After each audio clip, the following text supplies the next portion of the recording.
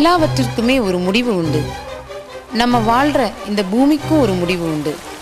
அந்த முடிவு வரும்போது பூமி எங்கும் கலகமும் காரிருளும் நிலநடுக்கமும் உண்டாகும்.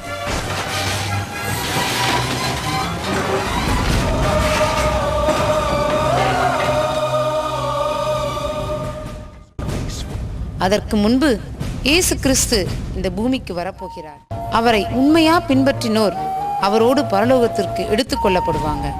ஆம் பிரியமானவர்களே, இயேசு கிறிஸ்து மீண்டும் இந்த பூமிக்கு வரப்போகிறார். இன்று அவர் வந்தார்னு அவரோடு செல்வதற்கு நீங்க ஆயத்தமா?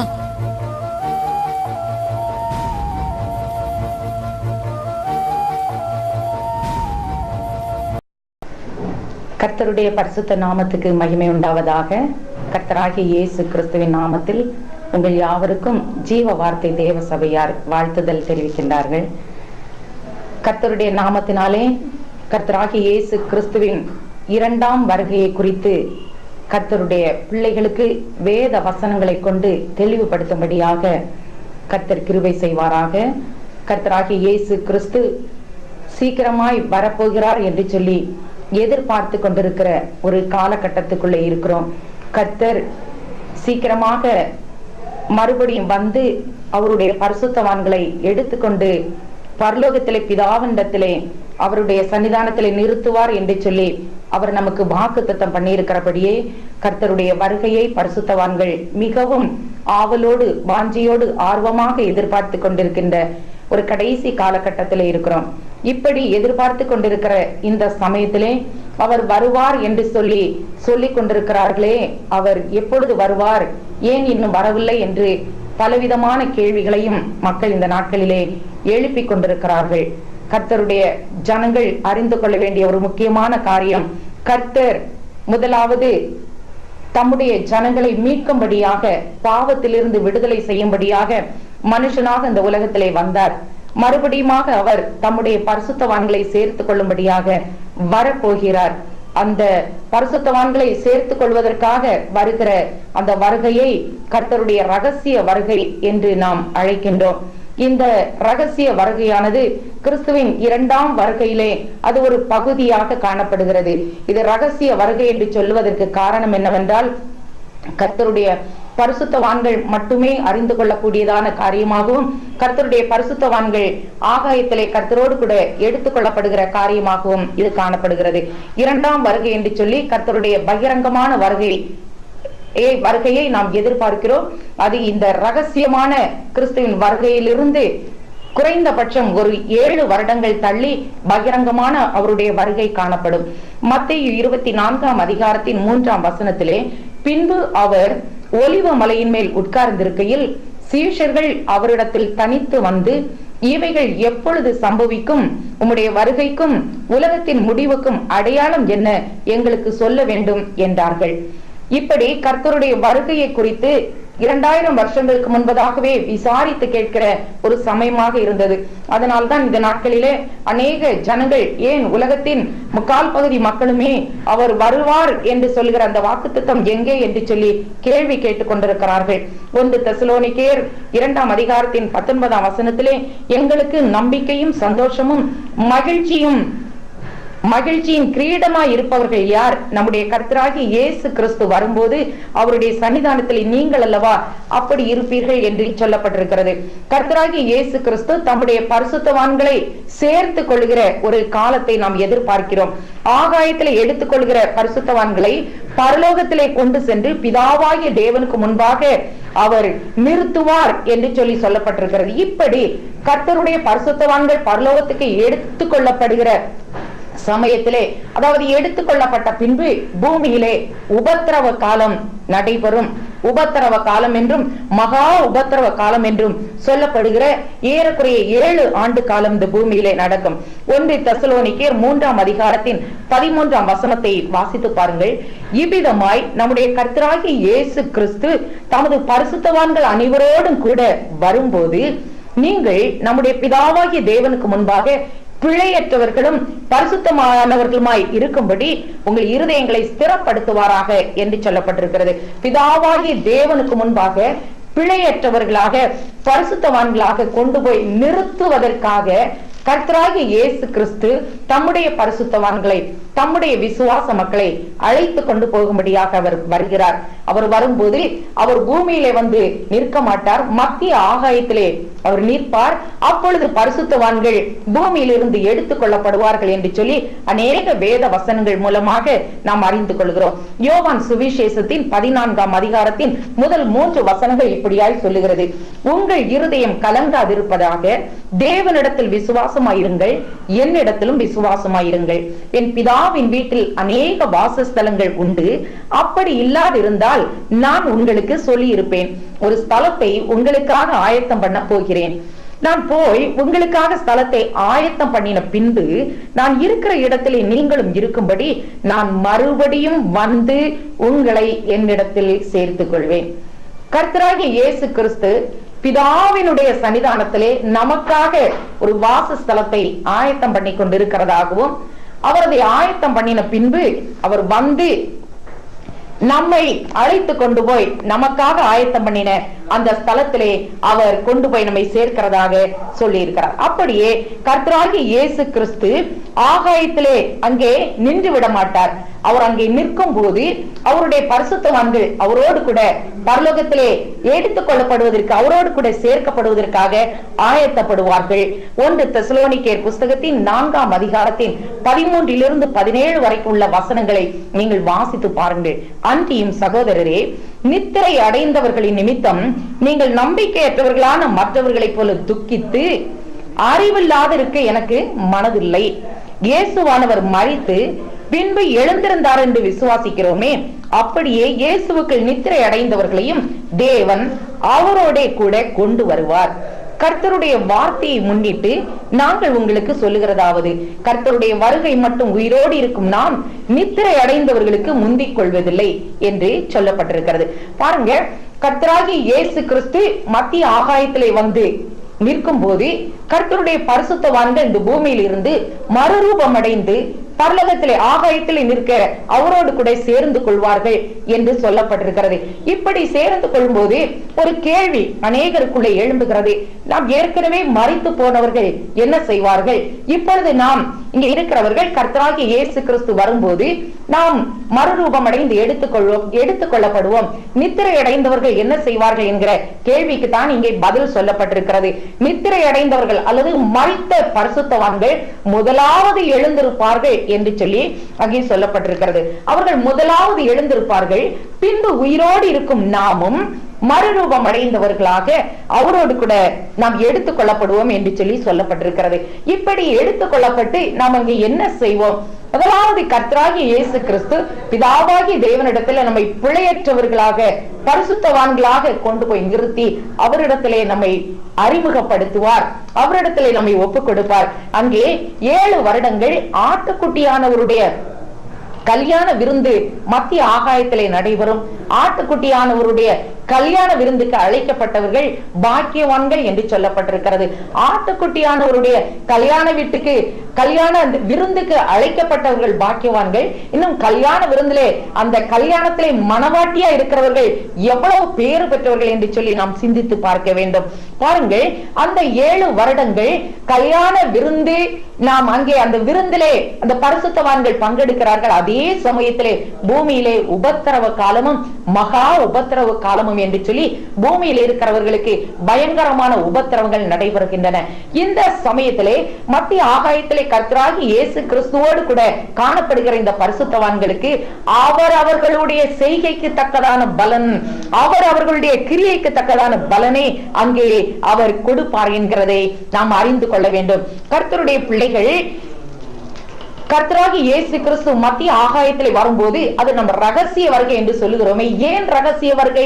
கர்த்தருடைய பரிசுத்தவான்களை தவிர மற்றொருவரும் அறிந்து கொள்ள முடியாத விதத்திலே கர்த்தர் தம்முடைய பிள்ளைகளை பரலோகத்திலே சேர்த்துக் கொள்வதற்கான ஆயத்தங்களை செய்திருக்கிறார். 1 தெசலோனிக்கேயர் 4ஆம் அதிகாரத்தின் 16ஆம் வசனம் எப்படி சொல்லுகிறது என்று பாருங்கள்.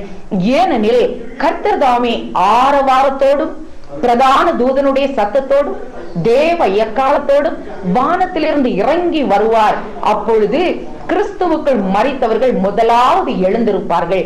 பின்பு உயிரோடு இருக்கும் நாமும் கர்த்தருக்கு எதிர்கொண்டு போக மேகங்கள் மேல் அவர்களோட கூட ஆகாயத்தில் எடுத்துக் கொள்ளப்பட்டு இவ்விதமாய் எப்பொழுதும் கர்த்தருடனே கூட இருப்போம். பாருங்கள், கர்த்தர் ஆரவாரத்தோடு பிரதான தூதனுடைய சத்தத்தோடு இறங்கி வருவார். பயங்கரமான சத்தம் தொனிக்கும். பயங்கரமான சத்தம் தொனிக்கிற நேரத்தில் அது என்ன பயங்கரமான சத்தம்? கர்த்தருடைய சத்தம், தேவ எக்காலம், தேவனுடைய எக்காலமும் தேவ தூதர்களுடைய பிரதான தூதனுடைய சத்தம் என்று சொல்லி சொல்லப்பட்டிருக்கிறது. இந்த சத்தம் தொனிக்கும் போது கர்த்தருடைய பரிசுத்தவான்களுக்கு அந்த சத்தம் தொனிக்கும். அந்த சத்தம் தொனிக்கும் போது அது ஒரு ஆயத்தப்படுவதற்காக தொனிக்கக்கூடிய ஒரு சத்தமாக இருக்கிறது. மரித்தோர் பாதாளத்திலிருந்து எழுந்து வரக்கூடிய மரித்தோர்களும் கேட்கக்கூடியதான ஒரு சத்தமாக அது காணப்படும். ஒரு உதாரணத்தை சொல்லுகிறேன். வேதம் சொல்லுகிறது, லாசரு மரித்து போனான். லாசருவை கல்லறையிலே அடக்கம் பண்ணிவிட்டார்கள். 4 நாள் ஆகிவிட்டது. கர்த்தராகிய இயேசு கிறிஸ்து அந்த கல்லறையின் அருகே வந்து நின்று, லாசருவே வெளியே வா என்று உரத்த சத்தமாய் கூப்பிட்டார் என்று சொல்லி எழுதப்பட்டிருக்கிறது. அந்த உரத்த சத்தமாய் அவர் கூப்பிடும் போது கல்லறையிலே வைக்கப்பட்டிருந்த லாசரு உயிரோடு கூட எழுந்து வந்தான் என்று சொல்லப்பட்டிருக்கிறது. இப்படிப்பட்டதான உரத்த சத்தம், பலத்த சத்தம், தேவ எக்காலமும் பிரதான தூதனுடைய சத்தமும் தொனிக்கும் போது கர்த்தருடைய பரிசுத்தவான்கள் அந்த சத்தத்தை கேட்பார்கள். ஒரு சமயத்திலே சவுல் கிறிஸ்தவர்களை கொலை செய்ய வேண்டும், கிறிஸ்தவர்களை துன்புறுத்த வேண்டும் என்று உத்தரவு பெற்றுக்கொண்டு அவன் கடந்து போகும்போது பரலோகத்திலிருந்து சத்தம் கேட்டு அவனோடு கூட பேசினது. அப்படி பேசுகிற அந்த சத்தத்தை சவுல் கேட்டான். அவன் குதிரையிலிருந்து கீழே விழுந்தான். அந்த சத்தத்துக்கு அவன் பதில் சொன்னான். அதே சமயத்திலே அவனோடு கூட காணப்பட்ட மற்றவர்கள் ஏதோ இடி முழக்கம் உண்டாயிற்று என்று சொல்லி நினைத்தார்கள். என்ன பேசப்பட்டது, என்ன கேட்கப்பட்டது என்று சொல்லி அவர்களுக்கு தெரியவில்லை. அதே போல கர்த்தருடைய ரகசியமான வருகை வரும்போது கர்த்தருடைய பரிசுத்தவான்களுக்கு அவருடைய சத்தம் கேட்கும். பரிசுத்தவான்களே ஆயத்தமாகுங்கள் என்று சொல்லி ஒருவேளை அவர்களுக்கு கேட்கலாம். பரிசுத்தவான்களே விழித்தெழும்புங்கள் என்கிற சத்தம் கேட்கலாம். பரிசுத்தவான்களே மறுரூபமடையுங்கள் என்கிற சத்தம் கேட்கலாம். பரிசுத்தவான்களே எழுந்து வாருங்கள் என்கிற சத்தம் கேட்கலாம்.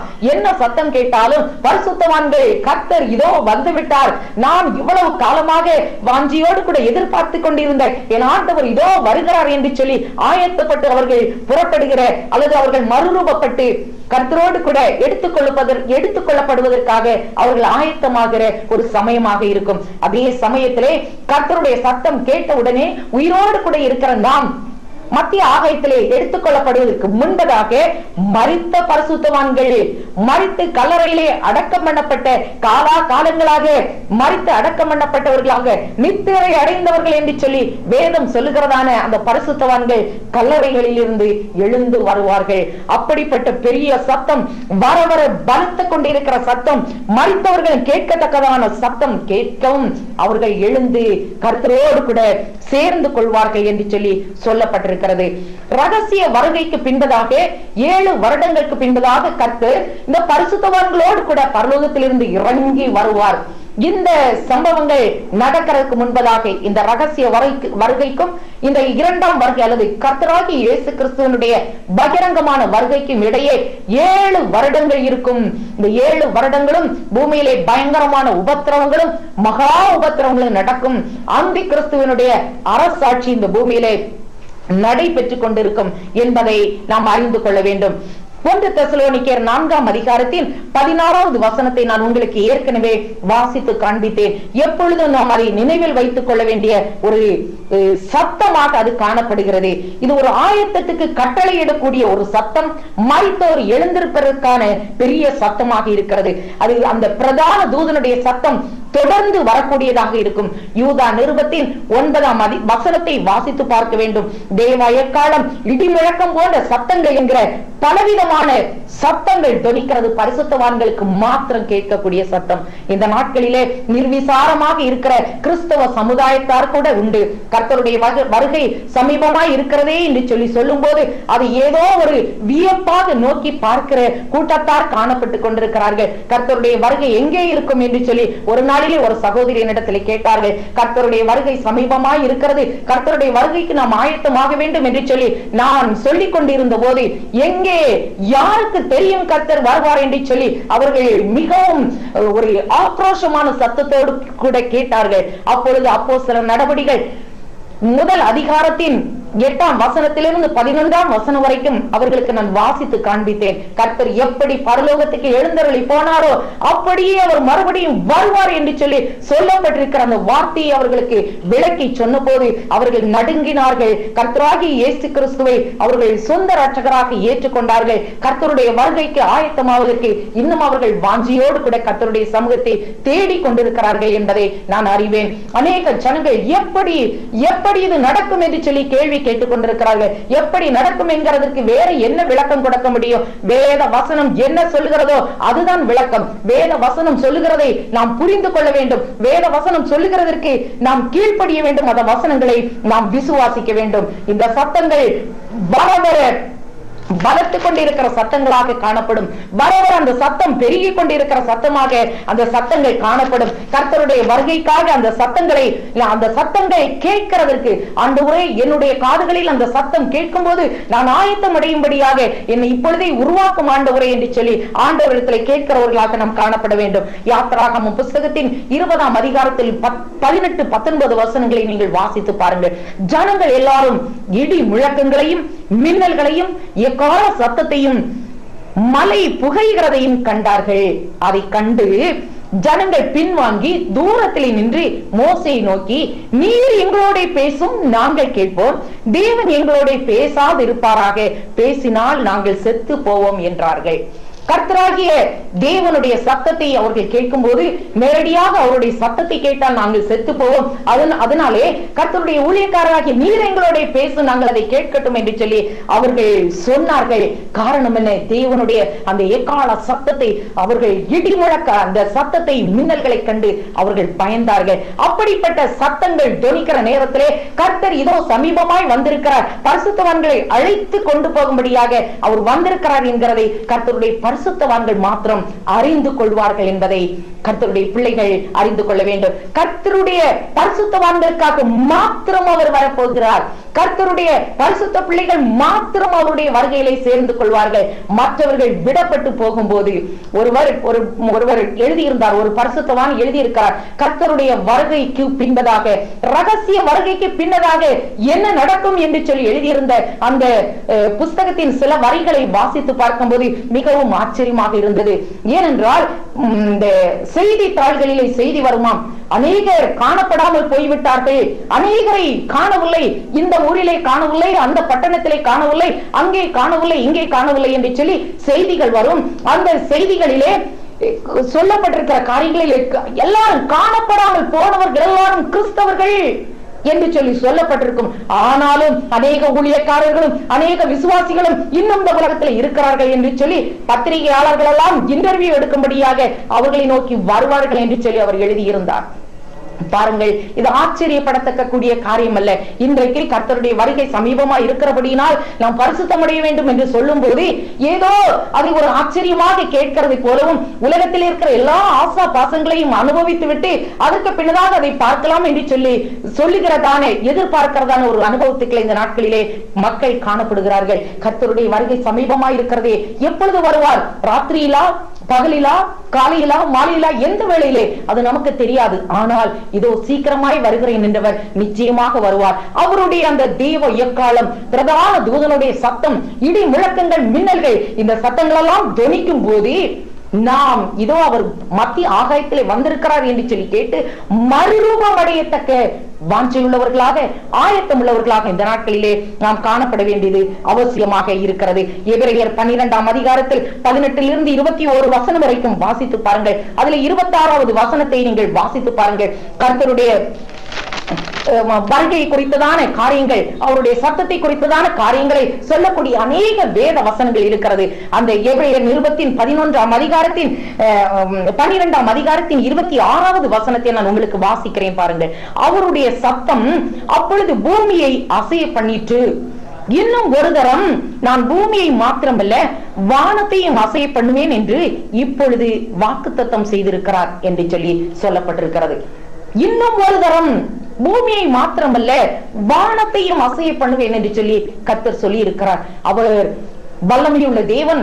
கர்த்தருடைய பரிசுத்தவான்களை சேர்த்துக் கொள்ளும்படியாக அவர் இறங்கி வரும்போது பூமி மாத்திரமா அசையும், வானமும் அசையும். ஏனென்றால் அவருடைய புஸ்தகம், அவருடைய வேத புஸ்தகம் அப்படியாய் சொல்லுகிறது என்பதை நாம் அறிந்து கொள்ள வேண்டும். வேத வசனங்கள், வேதத்தின் வார்த்தைகள், அந்த ஜீவ வார்த்தைகள் என்ன சொல்லுகிறது என்பதை நாம் அறிந்து அதை விசுவாசிக்க வேண்டும். அந்த வார்த்தைகளுக்கு நாம் கீழ்ப்படுகிறவர்களாக காணப்பட வேண்டும்.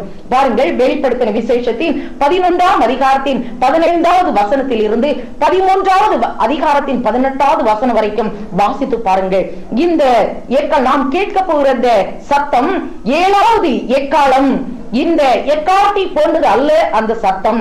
வெளிப்படுத்தின தானியேல் புஸ்தகத்திலே 70வது வாரம் என்று சொல்லி குறிக்கப்பட்டிருக்கிற அந்த 70வது வாரத்தை குறித்து நாம் வேதத்திலே வாசிக்கிறோம். 2 தெசலோனிக்கேயர் புஸ்தகத்தின் 2ஆம் அதிகாரத்தின் 7வது வசனத்தை நாம் வாசித்து பார்க்கும்போது அந்த வசனம் நமக்கு அப்படியாய் சொல்லுகிறது. நான் அந்த வசனத்தை நான் உங்களுக்கு வாசித்து காண்பிக்கிறேன் பாருங்கள். Praise the Lord Jesus. 2 தெசலோனிக்கேயர் 2 தெசலோனிக்கேயர் புஸ்தகத்திலே 2ஆம் அதிகாரத்தின் 7வது வசனத்தை நீங்கள் வாசிக்க வேண்டும். உங்கள் வேத புஸ்தகத்தை நீங்கள் வைத்து அந்த வேத வசனத்தை நீங்கள் வாசித்து பாருங்கள். குறித்து வைத்துக் கொண்டு அதை வாசிக்க வேண்டும். அப்படி நாம் குறித்து வைத்துக் கொண்டு வாசிக்கிற நேரத்திலே ஒவ்வொரு நாளும் வாசிக்கும் போது அந்த வேத வசனங்கள் நமக்கு நம்மிடத்திலே கர்த்தருடைய அந்த சத்தத்தை தொனிக்கும் போது நாம் எப்படி அதை உணர்ந்து அறிந்து அதற்கு நாம் நம்மை விட்டுக் கொடுக்கிறவர்களாக அந்த வேத வசனங்களுக்கு ஒத்ததாக காரியங்கள் நடக்கும் போது அந்த வசனங்களுக்குள்ளாக அந்த வசனங்களின்படி கர்த்தருடைய வருகையில நாம் சேர்த்துக் கொள்ளப்படுவதற்கு ஆயத்தமாகிறதற்கு அது நமக்கு வசதியாக காணப்படும். கர்த்தருடைய வேத வசனங்களின் படியாக காரியங்கள் நிறைவேறி கொண்டே இருக்கும். கர்த்தருடைய வேத வசனங்கள் நிறைவேறும் போது கர்த்தருடைய பரிசுத்தவான்கள் அந்த வார்த்தையின்படியே சேர்த்துக் கொள்ளப்படுவார்கள் என்று சொல்லி நாம் அறிந்து கொள்ள வேண்டும். பாருங்கள், ஒரு எக்காலம் ரகசிய வருகையிலே தொனிக்கும். ரகசிய வருகையிலே தொனிக்கக்கூடிய எக்காலம் 2ஆம் வருகையிலே தொனிக்கக்கூடிய எக்காலம் கொண்டதல்ல. இதற்கு இடைப்பட்ட காலங்களிலே எத்தனையோ எக்காலங்கள் தொனிக்கும் என்று சொல்லி வேத வசனம் வெளிப்படுத்தின விசேஷத்திலே நமக்கு சொல்லப்பட்டிருக்கிறது. வெளிப்படுத்தின விசேஷத்தின் 4ஆம் அதிகாரத்தின் முதல் வசனத்தை நீங்கள் வாசித்து பாருங்கள். அந்த முதல் 4ஆம் அதிகாரத்தின் முதல் வசனத்திலே சொல்லப்பட்டிருக்கிற காரியங்களை நாம் பார்க்கும் போது வெளிப்படுத்தின விசேஷம் 4ஆம் அதிகாரத்தின் முதல் வசனம். இவைகளுக்கு பின்பு இதோ பரலோகத்தில் திறக்கப்பட்டிருந்த ஒரு வாசலை கண்டேன். முன்னே எக்கால சத்தம் போல என்னுடனே பேச நான் கேட்டிருந்த சத்தமானது, இங்கே ஏறி வா, இவைகளுக்கு பின்பு சம்பவிக்க வேண்டியவைகளை உனக்கு காண்பிப்பேன் என்று விளம்பினது. இவைகளுக்கு பின்பு சம்பவிக்க போகிறவைகளை நான் உனக்கு காண்பிப்பேன் என்று விளம்பினது என்று சொல்லி சொல்லப்பட்டிருக்கிறது. வெளிப்படுத்தின விசேஷத்தின் 11ஆம் அதிகாரத்தின் 15ஆம் வசனம் என்ன சொல்லுகிறது பாருங்க. 7ஆம் தூதன் எக்காலம் ஊதினான். அப்பொழுது உலகத்தின் ராஜ்யங்கள் நம்முடைய கர்த்தரும் அவருடைய கிறிஸ்துவுக்கும் உரிய ராஜ்யங்கள் ஆயின. அவர் சதா காலங்களிலும் ராஜ்யபாரம் பண்ணுவார் என்னும் கம்பீர சத்தங்கள் வானத்தில் உண்டாயின. அநேக வசனங்கள் கர்த்தருடைய ரகசிய வருகையை குறித்து நமக்கு சொல்லிக் கொண்டிருக்கிறது. கர்த்தருடைய ரகசிய வருகை குறித்து நிர்விசாரமாக இருந்துவிடக் கூடாது என்று சொல்லி எச்சரிப்பு உண்டாகும்படியாக கர்த்தருடைய பிள்ளைகள் அந்த வசனங்களை தெசலோனிக்கேயர் புஸ்தகம் 1 தெசலோனிக்கேயர் 2 தெசலோனிக்கேயர் கொரிந்தியர் நிருபங்கள் வெளிப்படுத்தின விசேஷம் இந்த புஸ்தகங்களை எல்லாம் தொடர்ந்து வாசித்து தியானிக்க வேண்டியது அவசியமாக இருக்கிறது. வெளிப்படுத்தின விசேஷத்தின் 12ஆம் அதிகாரத்தின் 12ஆம் வசனத்தை பாருங்கள். ஆகையால் பரலோகங்களே, அவைகளில் வாசமா இருக்கிறவர்களே களி கூறுங்கள், பூமியிலும் சமுத்திரத்திலும் குடியிருக்கிறவர்களே ஐயோ, பிசாசானவன் தனக்கு கொஞ்ச காலம் மாத்திரம் உண்டென்று அறிந்து மிகுந்த கோபம் கொண்டு உங்களிடத்தில் இறங்கினபடியால் உங்களுக்கு ஆபத்து வரும் என்று சொல்ல கேட்டேன். பாருங்க, எக்கால சத்தம் தொனிக்கும் போது, வானத்திலிருந்து சத்தங்கள் தொனிக்கும் போது, சில சத்தங்கள் ஆசீர்வாதமான சத்தங்கள். ஆசீர்வாதமான சத்தங்கள் அது பரிசுத்தவான்களுக்குரிய சத்தங்கள். சில சத்தங்கள் ஐயோ ஐயோ என்று சொல்லி சொல்கின்றன. ஐயோ என்றால் அவர்களுக்கு ஆபத்து வரும் என்று சொல்லி எச்சரிப்பு உண்டாகும்படியாக ஐயோ என்கிற சத்தங்கள் தொனிக்கின்றன. காரணம் என்னவென்றால், கர்த்தருடைய ரகசிய வருகையிலே பரிசுத்தவான்களுக்கு ஆனந்தம், அவர்களுக்கு அது ஆசீர்வாதம். அவர்கள் இந்த பூமியிலே பட்ட பாடுகளுக்கும் பூமியிலே அவர்கள் செய்த நல்ல கிரியைகளுக்கு தக்கதான பலனை அடையும்படியாக முன்கூட்டியே அவர்கள் பரலோகத்துக்கு போகும்படியாக தம்முடைய பரிசுத்தவான்களாக தமக்காக தம்முடைய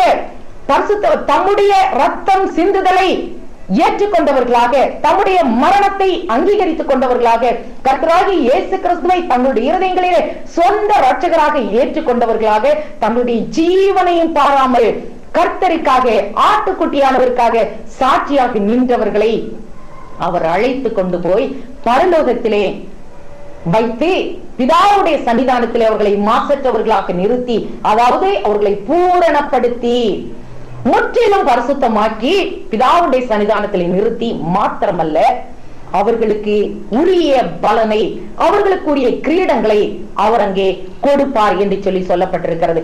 பாருங்க, 1 கொரிந்தியர் 15ஆம் அதிகாரத்தின் 23ஆம் வசனம் இப்படியாய் சொல்லுகிறது, அவனவன் தன் தன் வரிசையிலே உயிர்ப்பிக்கப்படுவான், முதற் பலனானவர் கிறிஸ்து, பின்பு அவர் வருகையில் அவருடையவர்கள் உயிர்ப்பிக்கப்படுவார்கள் என்று சொல்லப்பட்டிருக்கிறது.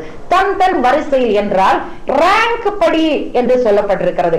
பாருங்கள், ஸ்கூல்ல பிள்ளைகளுக்கு ரேங்க் கொடுக்கும்போது 1, 2, 3, 4 என்று சொல்லி ரேங்க் கொடுக்கும் போது பாருங்கள், முதலாவது ரேங்க் எடுத்தவர்களை மிகவும் அவர்களை பாராட்டுக்கு உரியவர்கள் என்று சொல்லி அவர்களை முதலாவது அழைத்து அவர்களுக்கு உரிய சலுகைகளை அவர்கள் கொடுப்பதை நாம் அறிந்திருக்கிறோம். அதே போல ரேங்க் படி அவனவன் தன் தன் வரிசையில் உயிர்ப்பிக்கப்படுவான். அவன் உயிரோடு கூட இருக்கிறவனாக இருந்தால் அவனுடைய வரிசையில் அவன் மறுரூபப்படுவான், அவனுடைய சரீரம் உயிர்ப்பிக்கப்படும்.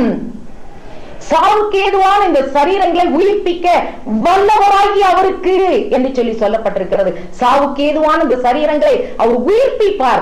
தன் தன் வரிசையிலே, அவரவர்கள் வரிசையிலே, நாம் நம்முடைய வரிசையிலே உயிர்ப்பிக்கப்படுவோம். மரித்தோறும் அவரவர்களுடைய வரிசையிலே உயிர்ப்பிக்கப்படுவார். எல்லாவற்றுக்கும் முதற் பலன் கர்த்தராகிய இயேசு கிறிஸ்து. அவர் எப்படி உயிர்த்தெழுந்தாரோ அதே போல அவரை விசுவாசிக்கிற பிள்ளைகள் உயிரோடு கூட எழுந்திருப்பார்கள், பரலோகத்துக்கு எடுத்துக் கொள்ளப்படுவார்கள். மற்றவர்கள் கர்த்தராகிய இயேசு கிறிஸ்துவோடு கூட இராதவர்கள், கர்த்தராகிய இயேசு கிறிஸ்துவை விசுவாசிக்காதவர்கள், இந்த பூமியில இருக்கிற சர்வமாந்தருக்கும் நான் சொல்லுகிறேன், கர்த்தராகிய இயேசு கிறிஸ்துவை விசுவாசிக்காதவர்களுக்கு இந்த ஆசீர்வாதமான இந்த கிரியையிலே, ஆசீர்வாதமான இந்த அழைப்பிலே, ஆசீர்வாதமான இந்த தெரிந்து கொள்ளுதலே, ஆசீர்வாதமான இந்த எடுத்துக் கொள்ளுதலே பங்கும் இல்லை, பாகமும் இல்லை.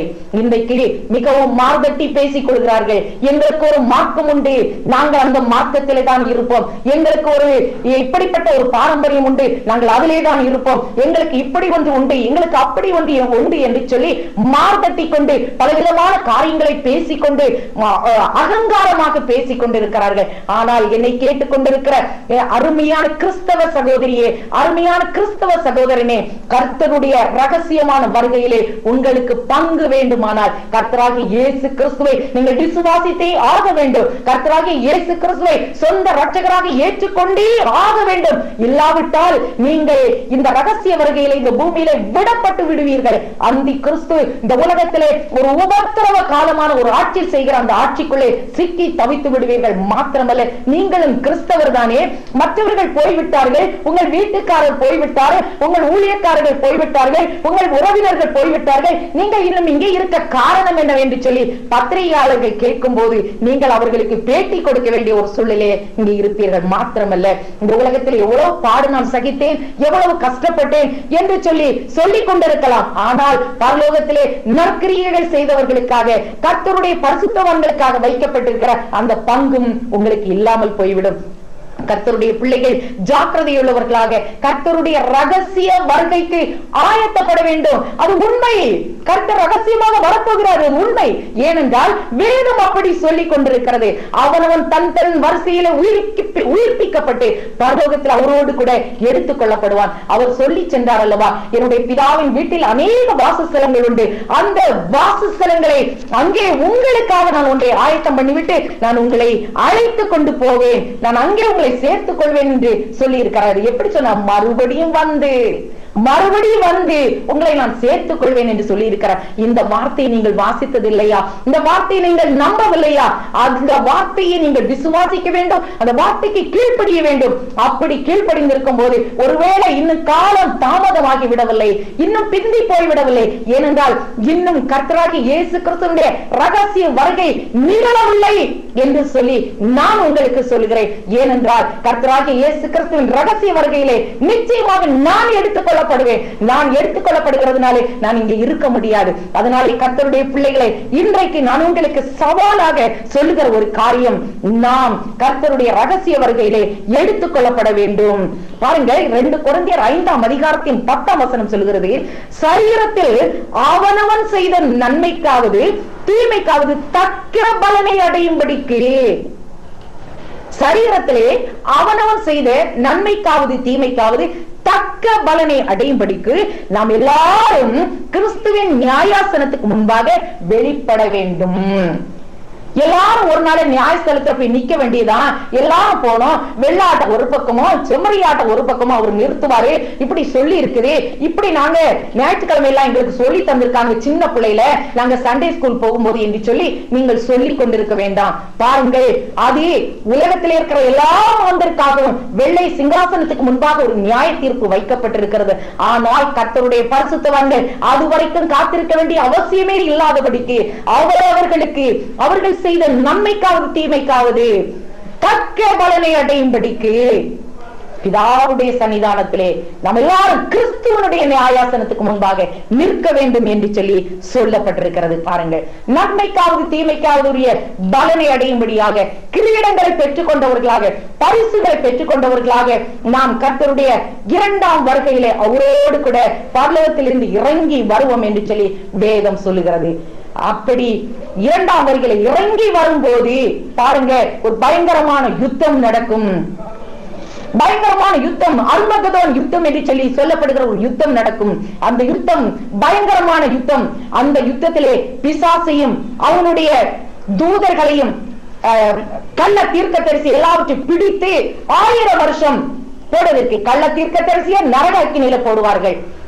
1000 வருஷ அரசாட்சியிலே கர்த்தருடைய அரசாட்சி இருக்கும்படியாக சாத்தான் குழியிலே தள்ளப்பட்டு அடைக்கப்படுவான். இப்படி ஒரு பயங்கரமான யுத்தத்திலே கர்த்தராகிய இயேசு கிறிஸ்து ஜெயம் எடுப்பார். அந்த ஜெயம் எடுக்கும் போது கர்த்தருடைய பட்சத்தில் நிற்கிறவர்கள் பரிசுத்தவான்கள். கர்த்தருடைய பரிசுத்தவான்கள் பரலோகத்தை போய் பார்த்து கொண்டு வந்திருப்பார்கள். கர்த்தர் கொடுக்கிற பலனை அப்பொழுது பெற்றுக் கொண்டிருப்பார்கள். ஆட்டுக்குட்டியானவருடைய மனவாட்டியாக அவர்கள் காணப்படுவார்கள். கல்யாண விருந்துக்கு அழைக்கப்பட்டவர்கள் பாக்கியவான்கள் என்று சொல்லப்பட்டிருக்கிறது. அழைக்கப்பட்டவர்களாக விருந்தினராக அல்ல, மனவாட்டியாக இருந்து பேறு பெற்றவர்களாக பரிசுத்தவான்கள் காணப்படுவார்கள். அவர்கள் கர்த்தராகிய இயேசு கிறிஸ்துவோடு கூட அவருடைய பகிரங்கமான 2ஆம் வருகையிலே இறங்கி வருவார்கள். அவருடைய பகிரங்கமான 2ஆம் வருகை குறித்து நான் உங்களுக்கு பின்னதாக சொல்லும்படியாக நான் ஆயத்தப்பட்டுக் கொண்டிருக்கிறேன். பாருங்கள், நன்மைக்காவது தீமைக்காவது அவனவன் செய்த நன்மைக்காவது தீமைக்காவது உரிய பலனை தக்க பலனை அடையும்படியாக கர்த்தர் பரிசுத்தவான்களை அழைத்துக் கொண்டு போக அவர் வரப்போகிறார். வெளிப்படுத்தின விசேஷம் 10ஆம் அதிகாரத்தின் 7ஆம் வசனத்தை பாருங்கள். வானத்தையும் அதில் உள்ளவைகளையும், பூமியையும் அதில் உள்ளவைகளையும், சமுத்திரத்தையும் அதில் உள்ளவைகளையும் சிருஷ்டித்தவரும் சதா காலங்களிலும் உயிரோடு இருக்கிற ஒரு மாணவர் மேல் ஆணையிட்டு சொன்னான் என்கிற ஒரு பெரிய சத்தத்தோடு கூட தூதன் சத்தமிடுகிறதை, தூதன் பேசுகிறதை நாம் வெளிப்படுத்தின விசேஷத்திலே பார்க்கிறோம். பாருங்க, வானங்களையும் அதில் உள்ளவைகளையும், பூமியையும் அதில் உள்ளவைகளையும், சமுத்திரத்தையும் அதில் உள்ளவைகளையும் சிருஷ்டித்தவரும் சதா காலங்களில் உயிரோடு இருக்கிற, சதா காலங்களில் உயிரோடு இருக்கிறவரும் சர்வத்தையும் சிருஷ்டித்தவரும் ஆகிய தேவனை நாம் ஆராதிக்கிறோம். அவருடைய வருகையை எதிர்பார்க்கிறதிலே நமக்கு ஏன் இந்த ஸ்லக்கிஷ்னஸ் என்று சொல்லுவார்கள், சோம்பேறித்தனம், நிர்விசாரம், அதை எதிர்பார்க்கிறதற்கு ஒரு வாஞ்சை இல்லாத ஒரு மனபக்கத்தோடு கூட கிறிஸ்தவ சமுதாயம் காணப்பட காரணம் என்ன? இந்த சத்தியத்தையே கிறிஸ்தவர்கள் அறியக்கூடாது இருக்கும்படியாக இப்படிப்பட்ட இந்த சத்தியத்தை தேவ பிள்ளைகள் அல்லது கிறிஸ்தவ சமுதாயம் அறியக்கூடாதபடிக்கு மறைத்து வைத்திருக்கிறார்கள். சத்தியத்தை, கர்த்தருடைய ரகசிய வருகை குறித்து கர்த்தருடைய பிள்ளைகள் அறியக்கூடாது இருக்கும்படியாக அதை மறைத்து வைத்து மேல்பூச்சான ஆசீர்வாதமான பிரசங்கங்களை சொல்லி, மேல்பூச்சான காரியங்களை சொல்லி, திருச்சபை சட்டம் என்றும் பாரம்பரியங்கள் என்று சொல்லி சில மேல்பூச்சான சில உலக பிரகாரமான காரியங்களை கற்பித்து கர்த்தருடைய இந்த சத்தியத்தை அறிந்து கொள்ள முடியாதபடிக்கு அவர்களுடைய கண்களை இருளடைய பண்ணி அவர்களுடைய செவிகளை மந்தப்படுத்தி சத்துருவானவன் இப்படியாய் கிரியை செய்து கொண்டிருக்கிறான். என்னை கேட்டுக் கொண்டிருக்கிற தேவ ஜனமே, கிறிஸ்தவ சமுதாயமே, கிறிஸ்துவனுடைய இந்த ரகசிய வருகை கிறிஸ்தவ சமுதாயத்துக்கு நான் உங்களுக்கு சொல்லுகிறேன். பரிசுத்தவான்களுக்கால் கிறிஸ்தவ சமுதாயத்திலே பரிசுத்தவான்கள் என்று கொஞ்சம் பேரை வேறு குறித்து ஏன் மற்றவர்களுக்கு ஓரவஞ்சகம் என்று சொல்லி சொல்லக்கூடிய ஒரு அனுபவம் இந்த உலகத்திலே நடக்காது இருக்க வேண்டும். அதனாலே என்னை கேட்டுக்கொண்டிருக்கிற கிறிஸ்தவ மக்களே, கிறிஸ்தவர்கள் என்று சொல்லி பெயரிடப்பட்டிருக்கிற தேவ ஜனங்களே, இன்றைக்கு உங்களுக்கு ஒரு எச்சரிப்பின் சத்தம். கிறிஸ்து ரகசியமாக வரும்போது அவரோடு கூட எடுத்துக் கொள்ளப்பட்டு மத்திய ஆகாயத்தில் அவரோடு கூட சேர்ந்து அவருடைய கல்யாண விருந்திலே அங்கே அங்க வகிக்கும்படியாக மனவாட்டியாக இருக்கும்படியாக ஆயத்தமாக உங்களுக்கு வாஞ்சை இல்லையா? விருப்பம் இல்லையா? அப்படிப்பட்ட ஒரு வருகை இருக்கிறது என்கிற அறிவே உங்களுக்கு இதுவரைக்கும் இல்லாமல் இருக்கிறதா? இன்றைக்கு கர்த்தருடைய ரகசிய வருகைக்கு நான் எப்படியாயிலும் ஆயத்தப்பட வேண்டும் என்கிற வாஞ்சை உங்களுக்குள்ளே பெருகட்டும்.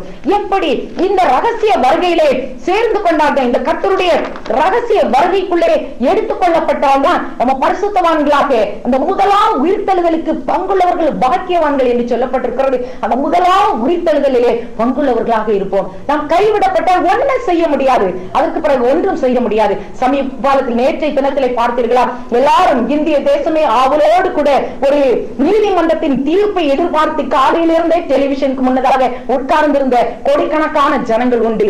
பாருங்கள், ஒரு முன்னணி நடிகருக்கு என்ன தண்டனை கிடைக்கும்? அவர் விடுதலை அடைவாரா? ஜெயிலுக்கு போவாரா?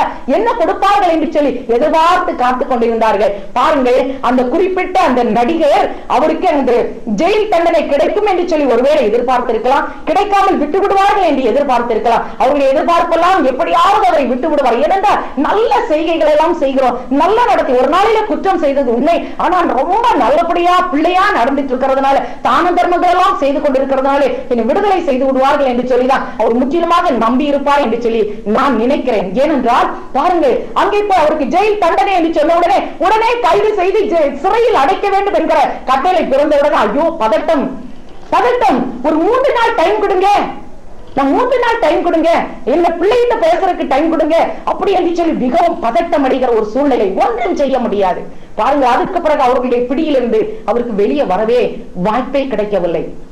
கர்த்தருடைய வருகை இப்படி என்று நாம் கொஞ்சம் சிந்தித்து பார்ப்போம். பாருங்க, எதிர்பாராத விதத்திலே கர்த்தருடைய வருகை வந்து விட்டது. இனி ஐயோ ஆண்டவரே, நான் நல்ல செய்தேன், நான் நன்மை செய்தேன், நிறைய பேருக்கு டொனேஷன் எல்லாம் கொடுத்திருக்கிறேன், பெரிய காரியங்கள் செய்திருக்கிறேன், நான் கோயிலுக்கு போனேன், அதை செய்தேன், இதை செய்தேன், நான் கொஞ்சம் சங்கீதம் எல்லாம் வாசித்திருக்கிறேன் என்று சொல்லி என்ன சொன்னாலும் ஒன்று செய்ய முடியாது. கர்த்தருடைய அந்த தேவ இயக்காலம் துணிக்கும் போது மறுரூபம் அடையும்படியான ஆயத்தம் உள்ளவர்களாக நாம் காணப்பட வேண்டும்.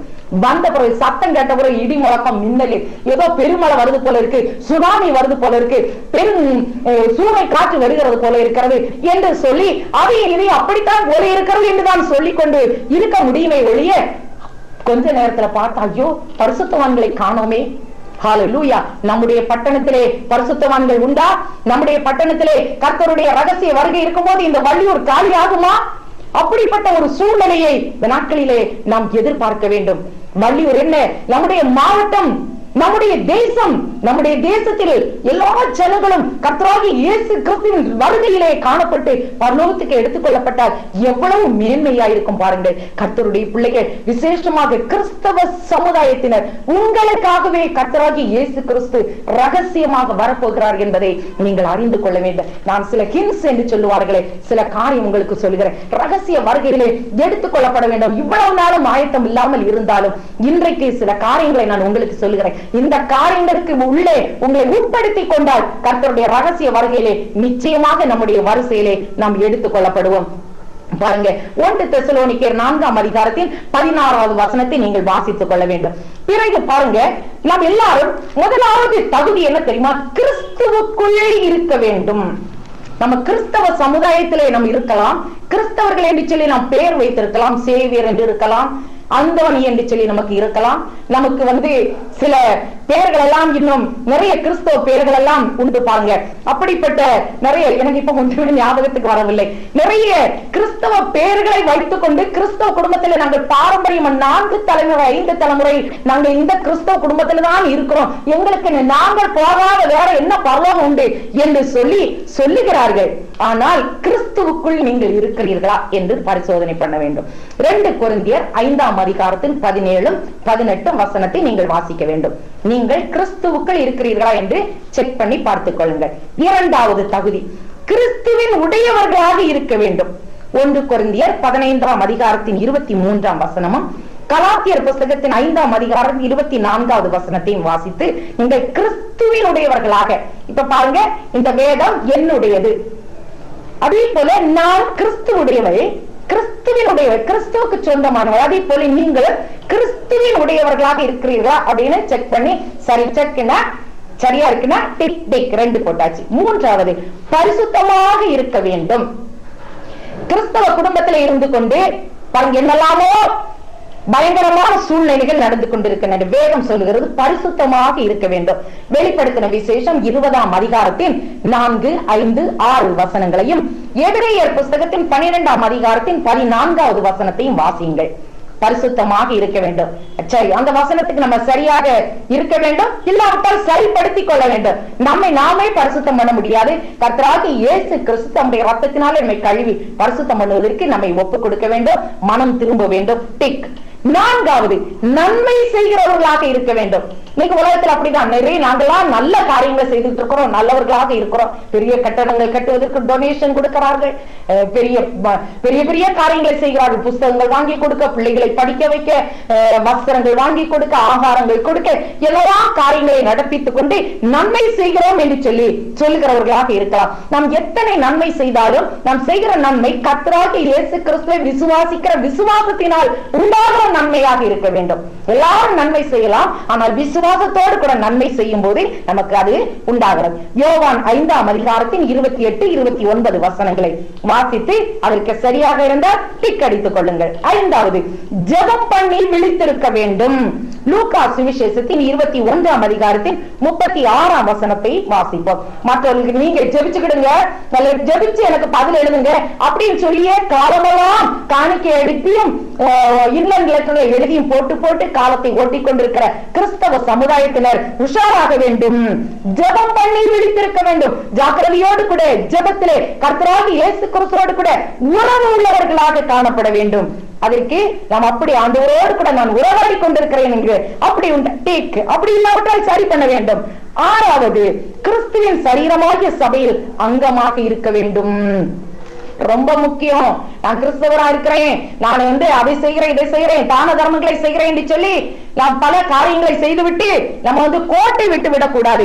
கிறிஸ்துவின் சரீரமாகிய சபையில் அங்கமாக இருக்க வேண்டும். வாசித்து பாருங்கள். 1 கொரிந்தியர் 12ஆம் அதிகாரத்தின் 13ஆம் வசனம், எபேசியர் நிருபத்தின் 1ஆம் அதிகாரம் 20, 21, 22, 23 வசனங்கள், 4ஆம் அதிகாரத்தின் 4, 5, 6 வசனங்கள், 5ஆம் அதிகாரத்தின் 21ஆம் வசனம், கொலோசியர் புஸ்தகத்தின் 1ஆம் அதிகாரத்தின் 18, 24 வசனங்களை வாசித்து கிறிஸ்துவின் சரீரமாகிய சபை எது என்று சொல்லி பார்த்து உடனே அதிலே அங்கமாகிக் கொள்ளுங்கள். அதை அப்படி செய்துவிட்டு தீக்கடித்துக் கொள்ளுங்கள். 7வது, சுத்தவான்களாக இருக்க வேண்டும். 1 யோவான் 3ஆம் அதிகாரத்தின் 2, 3 வசனங்களை வாசித்து பாருங்கள். அந்த வசனங்களுக்கு ஒத்ததாக சுத்தவான்களாக மாற்றிக்கொள்ள வேண்டும். 8வது, கரை திரையற்றவர்களாக இருக்க வேண்டும். எபேசியர் 5ஆம் அதிகாரத்தின் 27வது வசனத்தை வாசித்து பாருங்கள். 9வது, ஆவியின்படி ஜீவியம் பண்ண வேண்டும். மாம்சத்தின்படி அல்ல, ஆவியின்படி. இந்த நாட்களிலே எப்படி ஆலயத்துக்கு போனாலும் வேத வாசித்தாலும் ஜெபித்தாலும் ஆவிக்கிற நண்பர்கள் இருந்தாலும் நடக்கிற நடையெல்லாம் மாம்சத்தின் பிரகாரம் அகங்காரம் நிறைந்தவர்களாக, ஆணவம் நிறைந்தவர்களாக, மாம்சத்தின்படி கிரியை நடக்கிறதா காணப்படுகிறது. அதுல இன்று போட்டோம்னு சொன்னா தவறாகிவிடும். பாருங்க, கலாத்தியர் நிருபத்தின் 5ஆம் அதிகாரத்தின் 19, 20, 21 வசனங்களை வாசித்து பார்க்கும்போது மாம்சத்தின் கிரியைகள் ஆவன என்று சொல்லி சொல்லப்பட்டிருக்கிறது. இந்த மாம்சத்தின் கிரியைகள் நம்மளை முற்றிலுமாக இல்லாதபடிக்கு அதை தொடர்ந்து சொல்லப்பட்டிருக்கிற ஆவியின் கனியோ என்று சொல்லப்பட்டிருக்கிற அந்த அனுபவங்கள் நம்முடைய வாழ்க்கையிலே வருவதற்கு இடம் கொடுங்கள், டிக்கடித்துக் கொள்ளுங்கள். 10வது, வெளிச்சத்தில் நடக்க வேண்டும். 1 யோவான் 1ஆம் அதிகாரத்தின் 7ஆம் வசனமும் கொலோசியர் நிருபத்தின் 2ஆம் அதிகாரத்தின் 6வது வசனத்தையும் வாசித்து பாருங்கள். கர்த்தர் மெய்யான ஒளியா இருக்கிறார். அவருடைய வெளிச்சத்திலே நாம் நடக்கிறவர்களாக இருக்க வேண்டும். அவருடைய வெளிச்சத்திலே நாம் நடக்கும் போது இந்த 10 தகுதிகளும் இருந்தா கர்த்தருடைய ரகசிய வருகையில நாம் மறுரூபப்பட்டவர்களாய் கடந்து போக முடியும். என்னை கேட்டுக்கொண்டிருந்த கிறிஸ்தவ சமுதாயமே, மற்றவர்களுக்கு இந்த இடத்துல பங்கு இல்ல, ஆனா பங்கு வர்றதுக்கு ஒரு வாய்ப்பு இருக்கு. என்னன்னா, எல்லாத்தையும் உதறி தள்ளிவிட்டு, விக்கிரகங்களையும் பாரம்பரியங்களையும் உதறி தள்ளிவிட்டு இந்த கர்த்தராகிய இயேசு கிறிஸ்து வரும்போது நாம் அவரோடு கூட சேர்ந்து கொள்ள வேண்டும் என்கிற வாஞ்சியோடு கூட கிறிஸ்துவின் சரீரமாகிய சபையிலே ஓடி வந்து சேர்ந்து கொள்ளுங்கள். உங்களுக்கும் அதிலே பங்கு இருக்கிறது.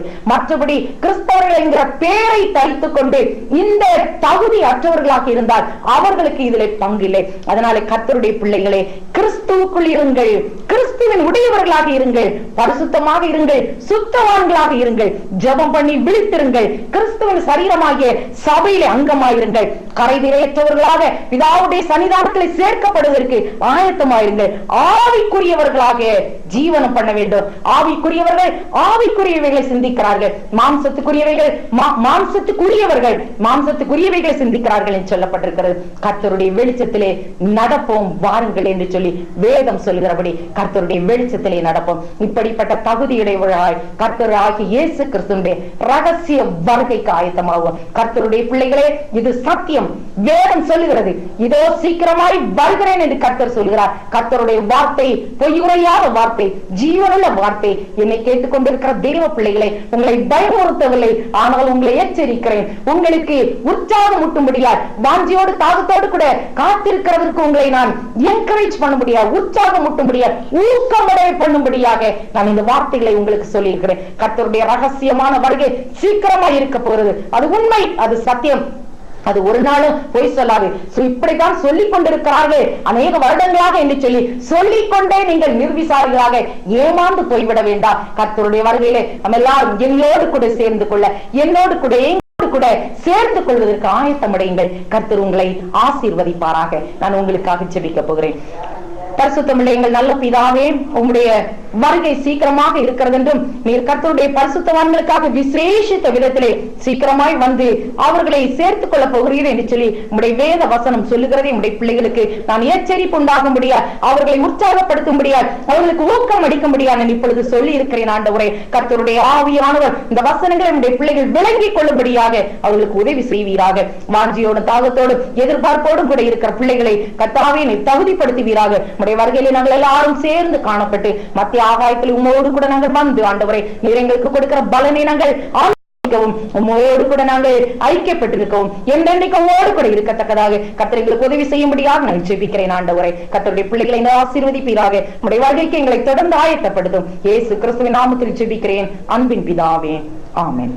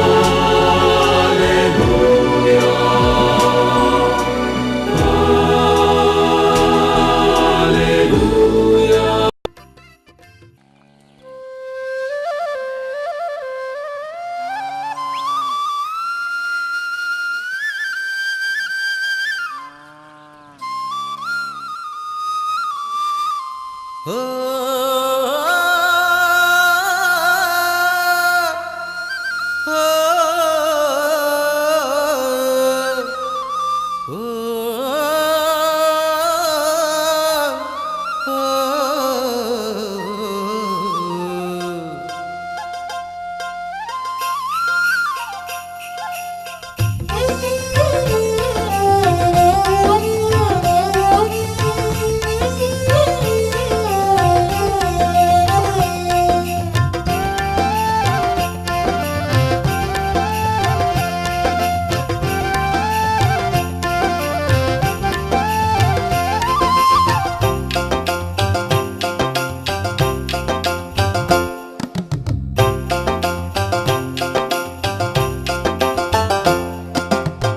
சுவிசேஷம் எங்கெங்கும் சொல்ல, கவி பாடி எங்கெங்கும் செல்ல, என்னையும் உம் பாத்திரமாக தெரிந்தீரே இயேசு ராஜா. சுவிசேஷம் எங்கெங்கும் சொல்ல, கவி பாடி எங்கெங்கும் செல்ல, என்னையும் உம் பாத்திரமாக தெரிந்தீரே இயேசு ராஜா. தோத்திரம் ஐயா தோத்திரம், தோத்திரம் ஐயா தோத்திரம்.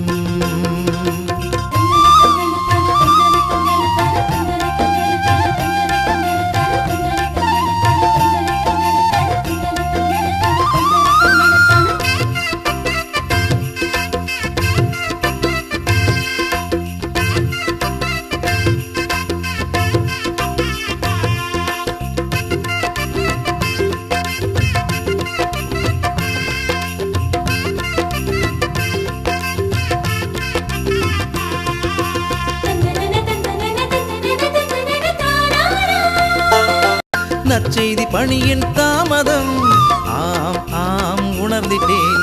ராஜாவின் பணிகள் சிறந்திட, நற்செய்தி எங்கெங்கும் விரைந்திட. ராஜாவின் பணிகள் சிறந்திட, நற்செய்தி எங்கெங்கும் விரைந்திட. ஜெபிப்பேனே கொடுப்பேனே, உழைப்பேனே உழைப்பேனே உழைப்பேனே. சுவிசேஷம் எங்கெங்கும் சொல்ல, கவி பாடி எங்கெங்கும் செல்ல, என்னையும் உம் பாத்திரமாக தெரிந்தீரே இயேசு ராஜா. தோத்திரம் ஐயா தோத்திரம், தோத்திரம் ஐயா தோத்திரம்.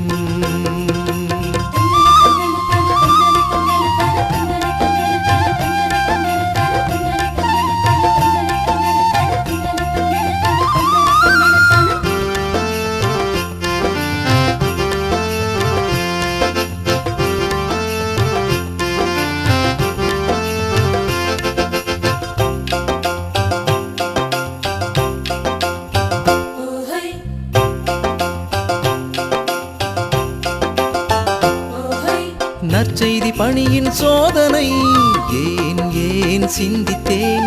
ஜெபிப்பவர் உள்ளத்தின் சோர்வுகள், ஆம் ஆம் உணர்ந்திட்டேன். நற்செய்தி பணியின் சோதனை ஏன் ஏன் சிந்தித்தேன். ஜெபிப்பவர் உள்ளத்தின் சோர்வுகள், ஆம் ஆம் உணர்ந்திட்டேன். போராட்டம் நிறைந்த ஊழியத்தில் போராடும் உள்ளங்கள் வென்றிடவே, போராட்டம் நிறைந்த ஊழியத்தில் போராடும் உள்ளங்கள் வென்றிடவே. ஜெபிப்பேனே கொடுப்பேனே, உழைப்பேனே உழைப்பேனே உழைப்பேனே. சுவிசேஷம் எங்கெங்கும் சொல்ல, கவி பாடி எங்கெங்கும் செல்ல, என்னையும் உம் பாத்திரமாக தெரிந்தீரே இயேசு ராஜா. சுவிசேஷம் எங்கெங்கும் சொல்ல, கவி பாடி எங்கெங்கும் செல்ல, என்னையும் உம் பாத்திரமாக தெரிந்தீரே இயேசு ராஜா. தோத்திரம் ஐயா தோத்திரம், தோத்திரம் ஐயா தோத்திரம், தோத்திரம் ஐயா தோத்திரம், தோத்திரம் ஐயா தோத்திரம்.